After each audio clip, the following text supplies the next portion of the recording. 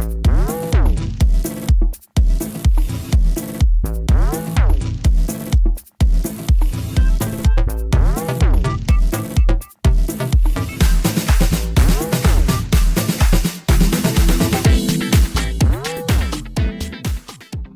there, Casey Healey, Director here at Section 21 Novocastrian in Newcastle, back with you for our Monday wrap, keeping Newcastle investors up to date on what's happening in the current rental market, tips, tricks and strategies to maximise your return on your investment.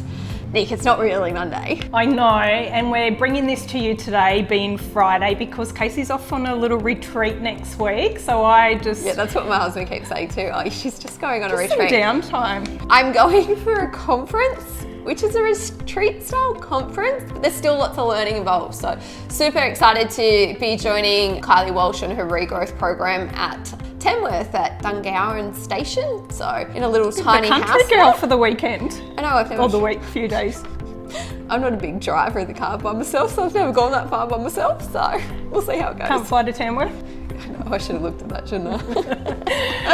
I love a good flight. What do we got this week, Case? So this week we've leased 4 properties. Look, it is Friday. We're processing applications on 3 other properties at the moment. So we're confident come Monday, when this is a real Monday wrap, it'll be 7 properties that we've leased for the week. Current number of inquiries as of Friday is 112. Total inspections scheduled was 7. Applications received 48. Properties that we're processing applications on at the moment is one at Fletcher, one at Mayfield and one at Aberglassham, which all look fairly positive. So should be a good week once it wraps up on Monday.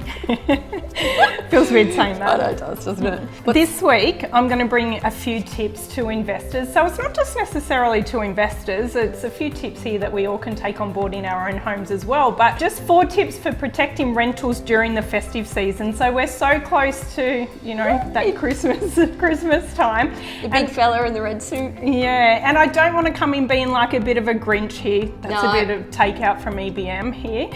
But I read an article from EBM. They were talking about how the festive season is more of a risk time for rental properties. So, and they've given us 4 tips to have a look at. So one is avoiding rent default. So we are well, I wouldn't say lucky. We've got a really good team and, you know, great tenants who work. Great tenants. 98% of our tenants pay rent on time. So I guess the tricky thing about rent default over the Christmas period is those public holidays when your rent would normally come out by direct debit. It's just ensuring that funds are still available when it is a working day or a standard day, not a public holiday, for that debit to process. So that's the trickiest situation we have over the Christmas period, is just the public holidays where rents would normally come out, but because it's a direct public holiday, the direct debit won't actually process through the bank. So it's not that I don't want to process them on the public holiday, it's just that the bank won't process the file for them to be debited. And for the tenants, it's just being mindful, I suppose, on not overspending. Like your rent's still got to be paid.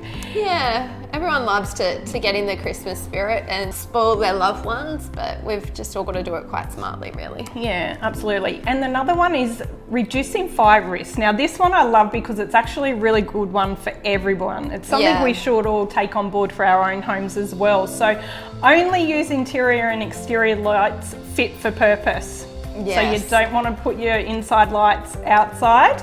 Ensure any electrical decorations and lights are in good working order. So we box everything up for that whole 12 months. Wrap the cords where they bend and split, so yeah. Definitely check that one. Lights generate heat, so anyone who gets in early, I'm not an early wrapper. If you've got, you know, presents under your tree, lights generate that heat, so be mindful of that. Don't connect too many string lights together. So for those that go crazy with your lights, don't overload power boards. I'm sure that's a massive one. Everyone just the